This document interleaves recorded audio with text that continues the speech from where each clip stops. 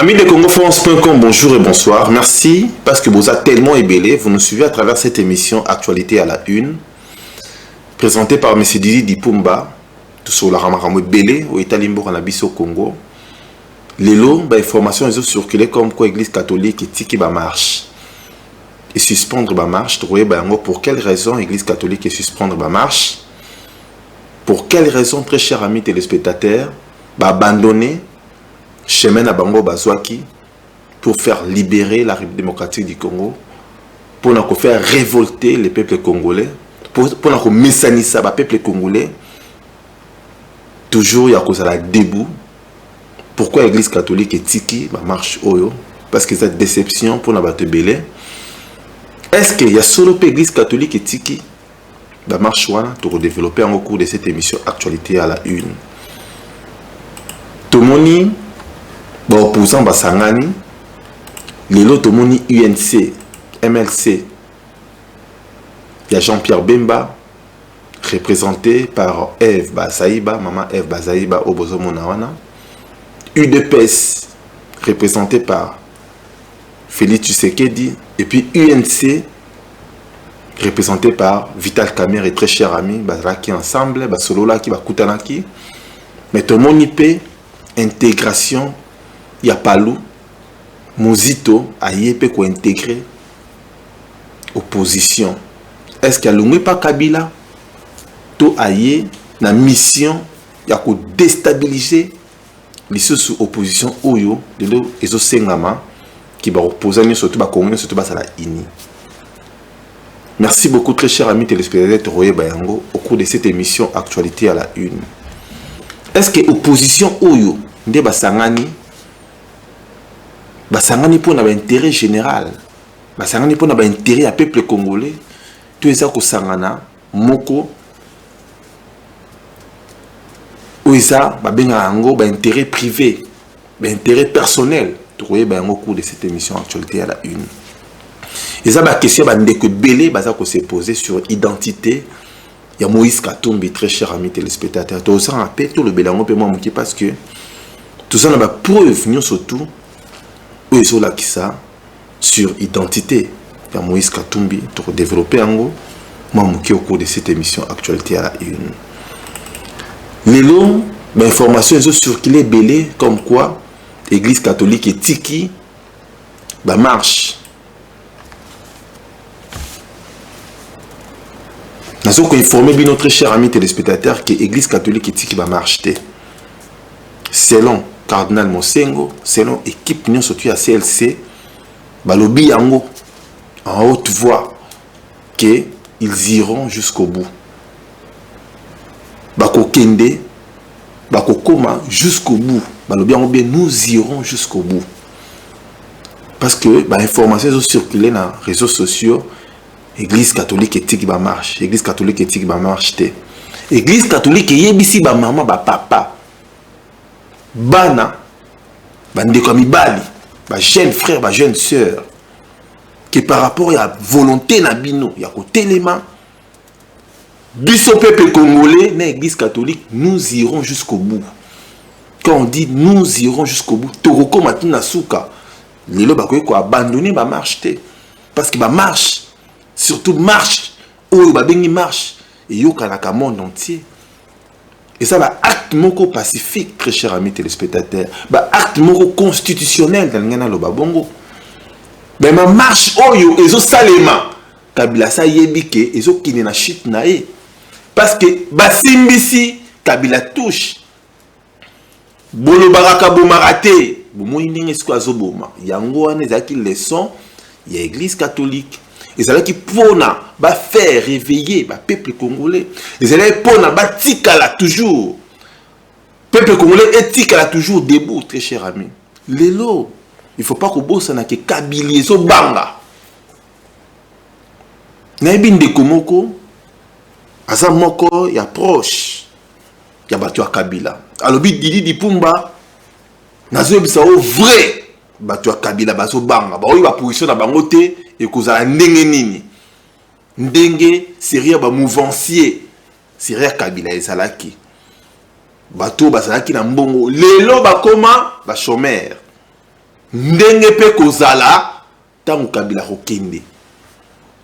Parce que ndenge ba Congolais balingi ezala, balingi tout d'abord ko récupérer mabele na biso, kulungulango na maboko ya ba Rwandais. Ko tia mwana mboka oyo esengeli ke abongisa mboka wana. C'est ça. Sentiment, il y a population, il y a peuple congolais. Mais comment on a des informations circulées sur suspension, il y a des marches, ils ont faux. L'église catholique, ils ont soutenu toujours vision à Yango, il y a Kocha, Kosala en sorte que le peuple congolais est survivre. Peuple congolais est sa dignité, est sa valeur na Yango, étant peuple congolais. Mais l'église catholique, ils ont soutenir élection avec Joseph Kabila. Tout le monde qui va marcher, non, surtout les cas qui c'était contre la dictature, il y a Joseph Kabila, et c'était aussi contre Ndengi Batbaso Koufa, aussi contre, il y a non-respect, il y a application à Bakor, il y a Saint-Sylvestre. Alors, tout le monde, l'église catholique, ils ont soutenir l'élection. Élection avec Kabila. Mais il y a une élection, très cher amis téléspectateurs, ceux qui ont les autres dans la mboka. Il y a une élection, très cher amis téléspectateurs, ceux qui Congo et se transformer en abattoir. Il y a une élection, très cher amis téléspectateurs, ceux qui mboka les a occupés. Il y a une élection, ceux qui sont congolais prêts à voter, na esengonion surtout tout le monde dans la France, tout le monde dans les États-Unis, tout le monde dans les pays belé. On est comme qu'il y a une élection par la Fox. Église catholique, ils ont joué G Makassi, très cher amis téléspectateurs. G Angweza Nini, il faut bien. Église catholique, des années, des années. Il joue un rôle dans la République démocratique du Congo. Et il y a des politiciens bien et il y a des aventures, il y a des politiciens. Le lot il y a des questions qui Kabila. Ndenge y a sana Corneille Nanga, basali ba élection, église catholique y a bien OK. Kabila ko tricher. Corneille Nanga ko tricher, ndenge salema en 2006 na Jean-Pierre Bemba, ndenge pe salam e ko salema. En 2018 et puis ndenge salema en 2011 ne tient c'est que dit très cher ami téléspectateurs église catholique yebi alors ceux qui boqué élection OT peuple congolais et qui élection OT bon opposant ma qui élection OT Kabila reçoit raison parce que pour na Kabila kende il faut organiser ba élection et c'est la passation de pouvoir Kabila et biango alors ceux qui l'église catholique a dit que ceux qui battent blocage côté wana il y a on va soutenir l'élection et ça n'est de se tourner à rond selon l'église catholique. Alors yango wana bango c'est la raison pour laquelle l'église catholique ils ont soutenir l'élection oyo. Quel que soit les organisés par Kabila, quel que soit les organisés par Corneille Nanga, il n'y a pas de problème. Kabila alongwananu. C'est ça le vrai problème, très cher ami. Yango momoni église catholique est sur le tout le temps. Respect à Bakor. Bakor déjà ça respecté. Parce que les prisonniers ne sont pas bimité. Les prisonniers ne sont pas bimité, très cher ami téléspectateurs. Comment accord, ils ont respecté. Alors, très cher ami téléspectateurs, l'élo. Nakati, il y a RDC, opposant surtout à lobby, token de élection. Token de élection. Token de élection. Tout bane a kosenga awa unité à opposition, unité à Congolais. Les Congolais sont unis. L'opposition congolaise sont unis. Alors, c'est quelque chose qui a quoi encourager Bango. Parce que bazawana bateli bango piège. Ceux qui bango ba panzani, basa éparpillé, Kabila Roloba, Omoni Batuango, Oyo Toke na bango ba élection, Bomoni Bango, Baza unité, Bazo Yo Kanate. Mais quand il y a une opposition, il y a des infiltrés. On va jouer rôle. Nicolas Koya, Bayango, très cher ami téléspectateur. Vital Kamere, Nakati, il y a unité. Ndenge Mokado Senga. MLC Bazaï, Nakati, il y a unité. UDPS, Nakati, il y a unité. Palou, où il travaille. Na Kabila. Des années, depuis Kabila Kota. Il y a M. Kuzenga. Tout le monde peut Mozito. Bien placé, place Wana. Bango, Bazalaki ba allié. Tolokolo Bazalaki parce que, apparemment, Bazo jouer rôle nini. Bakoni peut ba opposant, Palou est opposant. Trouvé Bayango, très cher ami. Palou est sa opposition T. Palou égale à Kabila. Palou égal à la Kabili. Mais bango baye na jemoko wana. Bokomo na bientôt très cher ami. Et le ronini et koleka parce que tout ça bien na source. Mais ali ya ko informer bino. Moi Didi pour manaza ko encourager opposition où ça la unie. J'encourage que le peuple congolais va ça la unie. Mais unité avec qui? Unité avec qui? Pas avec des infiltrés, très chers amis téléspectateurs. Pas avec des collabos, très chers amis téléspectateurs. Mais avec des vrais Congolais qui sont conscients. C'est ça. Ceux qui ont opposition, ils s'appellent pour la bongo. Ceux qui ont opposition, ils sont déterminés pour faire dégager ces types. Kabila. Oya boima maman la biso est belé. Toi encourager bango, très cher ami. Parce que ceux qui ont dit pour le lobby que non, basangani mabe. Il faut pas basangana parce que ba infiltrer ba na kati. Tous les beloko to salate. Basa uni, biso pe ba peuple to sala uni, to ta barrière. Na batunyo surtout oyo. Ba koya ko empêcher biso to telema. Non tu lo ba awa piège mo ke za liboso piège yango za nini. Eza Kabila azawana yimtaza ko organiser l'élection. Piège yango ezani eza Corneille Nanga yimtaza ko organiser l'élection. Mais opposition et lobby nini.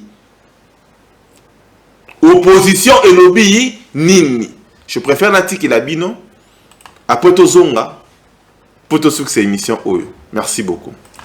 L'Union pour la démocratie et le progrès social, UDPS en sigle, le Mouvement de libération du Congo, MLC, et le Front pour le respect de la Constitution, ainsi que l'Union pour la nation congolaise, UNC et alliés, se sont rencontrés ce jeudi 15 mars 2018 pour échanger sur la situation politique du pays. Les échanges ont tourné autour des questions relatives 1. Aux problèmes sécuritaires à l'est du pays, particulièrement en province d'Ituri. Il s'agit d'une instrumentalisation ethnique pour déclencher la guerre entre les Ema et les Lendu dans le but inavoué de semer le chaos, avec notamment comme conséquence les déplacements des populations loin de leur lieu d'enrôlement. Une implication rapide de la MONUSCO et des communautés locales pour arrêter ces génocides s'impose. 2. À l'évolution du processus électoral, tout en stigmatisant les embûches dressées sur le processus des élections dont M. Kabila Joseph demeure l'auteur principal, ils ont réaffirmé sans ambages, d'une part, leur détermination d'aller aux élections cette année, en 2018, et d'autre part, le rejet de la machine à voter.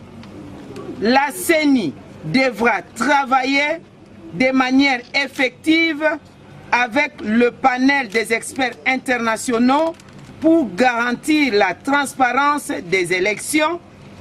De même, l'audit du fichier électoral devra intervenir avant l'examen de la loi sur la répartition des sièges. 3. À envisager la possibilité de mobiliser les énergies aux fins de mettre en place des ressources humaines, logistiques et matérielles en vue de mutualiser leurs efforts et s'aligner sur des objectifs communs. À cet égard, il demeure ouvert à toutes les forces politiques significatives qui veulent les rejoindre pour l'avènement de l'alternance politique en décembre 2018. 4. Au respect de l'accord de la Saint-Sylvestre dans son application intégrale. 5. À la loi sur le financement des partis politiques dont les dotations budgétaires n'ont jamais été exécutées. De ce fait, l'État devrait prendre en charge les frais de dépôt des candidatures. 6. De l'engagement à continuer les contacts et échanges comme ceux commencés avec les partis lumumbistes unifiés, PALU en sigle, en vue de l'émergence d'un large front républicain et démocratique sur l'échiquier national et gagner ensemble les élections à venir. Faites à Kinshasa pour ce 15 mars 2018, pour l'UDPS, le président du Rassemblement, Félix Tshisekedi, pour l'UNC et alliés, le président de l'UNC, M. Vital Kamerhe, et pour le MLC et le Front pour le respect de la Constitution, Madame Eve Bazaïba Massoudi. Je vous remercie. Merci beaucoup, très chers amis téléspectateurs. Bonanda Kibiso et Belé, Tosoli et Belé, Makambouya, Bokana Biso Congo. Boyoki, Eve Bazaïba Yem Tazaki na lecture. Il y a rapport Oyo et les cas qui Basalaki par rapport à la conférence au Basalaki na unité à opposition Oyo Tomoni Félix Tshisekedi INC UDPS na pointe. Alors bazo réclamer toujours sur sécurité zone na kati Ituri parce que insécurité ça makasi na Ituri bazo mona keza ba G à Kabila pour ne pas organiser l'élection na kati Mboka na biso Congo. Merci beaucoup, c'était M. Didier Dipumba. Matanga ya Rossi et bimi lisuute toujours c'est yango baninga bazo contribuer. Maman moka bengai atuni est-ce que contribution oyo ezara pour na Rossi yemoko tout ça peut pour na makamu susu. Na répondre yo maman na bino bato obo ebité contribution oyo ezara ka pour na Rossi te eza pour na bato oyo bazozoka bazo kweya. Tokopesa Rossi enveloppe nae tokopesa bato oyo bakoyaki Eric oyo akoyaki akufaki na kati ya mbandaka tokopesa pe frère na biso oyo akatanaki loboko quelque chose tokopomba pe mbongo mosusu tokosela ngo makambo mosusu oyo nakoloba ngo na tele te. Contribution ezalaka ya kopesa pesa te mais ça pe ya kosala quelque chose ya bien ya makasi nakoloba ngo na tele te au grand jamais. Maman na répondre yo parce que makambo oyo ezoleka na kati ya mboka na biso Congo soki tozangi ba moyen tosala eloko ezala te. Je suis M. Didi Dipumba na osenga bino bocha compte bato ebele bazopesa nazomona bato ebele vraiment bazopesa. En tout cas merci beaucoup na bino nyonso déjà oyo bopesi oyo natangaki ba kombo la fois passée mbongo eza toujours. Alors lobby le 17 son asali émission na rosanga te ya kotanga liso ba komunyo surtout et puis ya koloba liso na bato oyo ba pesi pe ba pesi combien pe totalité za combien. En tout cas na sera toujours clair na makambo etali mbongo passe na garda toujours personnalité na ngai je préfère ya koloba la mino vérité mais makambo susu ya cessé na koloba yango te ata bo insister na koloba yango te makambo cessé parce que Zapona bien abisso ba congolais. Merci beaucoup. Je suis M. Didi Dipumba, la Saint-Libino, merci.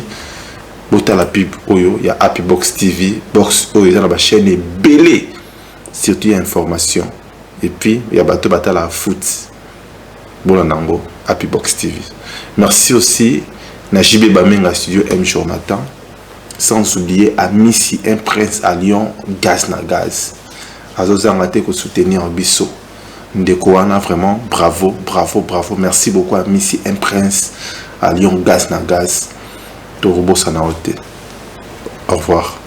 Bolanda Bisso na Happy Box TV. Ça veut dire décodeur Oyo. Ils ont la chaîne surtout à monde entier, surtout à Afrique.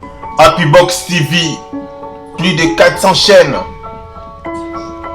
La télévision autrement.